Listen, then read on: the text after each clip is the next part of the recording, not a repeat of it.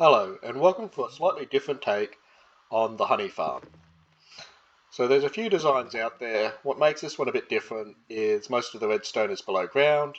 It's still very, very small. It's easy to integrate into your creative builds. And if you don't remember to restock it with empty water bottles, that's not a big deal. You just chuck some more in and press a button. So there's no special requirements to look after it. It's basically in your own terms. If we have a look here, we have our beehive integrated into the wall of our building. As we can see, if we look through the window, there's no obvious redstone. Same with the outside, no obvious redstone. And if we come in here, even once we go below ground, the redstone is still very, very small. So this bottom layer of dirt, that's just so that we can fit in here. It's only really this high. And if you ever run out of bottles, you just open this up, add some more bottles in, and press that button. Honey will just turn up here whenever the beehive is ready. And that's about it. For those of you who do like slightly more farms, a little bit more efficiency, the design is tileable. It's too wide tileable, but it is tileable. Here we have 4 honey hives set side by side. It's been brought above ground simply just so that we can have a better look at it and see how the functioning works when it runs out of bottles. So we've deliberately let the second hive run out of empty bottles here. So we can see that in terms of tiling, we have a barrel. Now that barrel doesn't have to face this way, it could face another way. But the second width comes because of 2 factors. One, we use a compost heap with a comparator. And second, because we're pulsing these droppers directly, and if there's another dropper next to it, they'd interfere with each other.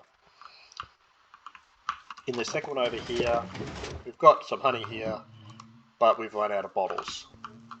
So I'll just steal some bottles from over here, put some in, and if I just press the button, you can see the system resets, and it's now collecting honey again. So how do we build this system? Well, we have a few options. Over here I have 2 layouts, both are pretty much what they look like. We have the tileable layout, which is 2 wide but 4 long. However, if you don't really need it to be too wide tileable and you want it to be a bit shorter, we can actually drop a block off the back and bend things in a little bit so it's a little bit shorter. Both use exactly the same blocks. In this case, we have a honey hive, a block, a comparator, and then another comparator reading a compost at 4. The observable is looking into that comparator and firing the sticky piston, which moves that observer into that dropper, which is facing into a dispenser, which is facing up into a hive with a hopper below it feeding into a barrel. In this case, the only difference is that we don't have the block behind the comparator. It sits right behind the hive. And what this lets us do is we push the observer that's watching this comparator down into a block instead, so it can sit next to a piston and push it into a dropper sitting beside the dispenser rather than behind it. However, this design is not too wide tileable, so let's build one of these. So these are the blocks you need. We're going to need 3 bees, which we'll use later, a barrel for the honey to go into. It could also be a chest. A hopper to pull the full honey blocks, a dispenser, dropper, full block hive, some comparators, some observers, a piston. We're also going to need a composter, a slab, and a button. And we'll build it over here. So the first thing you need to do is work out where you want your hive. So we'll just put our hive at the top here. Once you've got your hive, you need to make sure you've got your dispenser facing into your hive. And with your dispenser facing into your hive, you've got a few choices. You need to have a dropper facing into the dispenser. Now it can be over here or it can be over there. It's really your choice. We're going to go behind for this one. We'll do the longer version. That's just going to be a temporary block. So there's our dropper facing into our dispenser. So dropper, dispenser. Now that we've got that, we can start doing with our observers. So we're going to put an observer here. the sticky piston, so that when the sticky piston is extended, the observer will pulse that dropper. Then we need to face an observer down into that piston. So we'll just put 2 blocks up here, come down here, put an observer. We can fix up where that observer is later.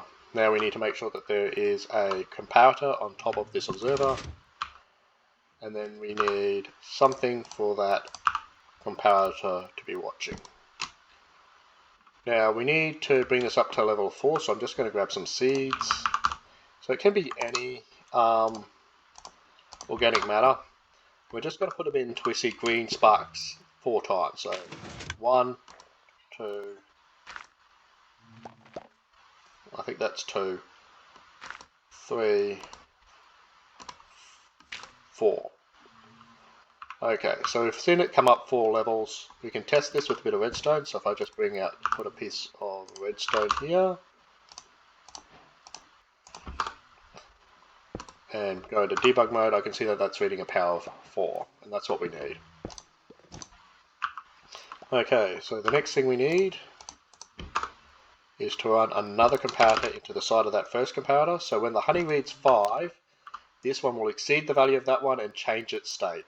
And then when it reads less than 5, it'll change back the other way again. So we'll just put our block here to help extend the signal from that honey hive to this comparator.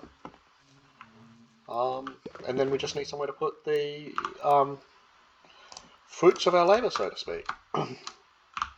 So the barrel can go anywhere except where that observer is. So we're just going to put it to the side, put the honey, put that there. And that's it, basically the whole thing. The last thing to do is to make sure that once this is all built, we put the observer in the correct location.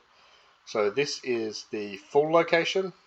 We need it in the empty location. So if that was full, you'd expect it to be here. If it was empty, you expect it to be over here. So we'll just move it back again. And we're done. That's the entire build. I'll just add my bees. And that's now a functioning honey collection device.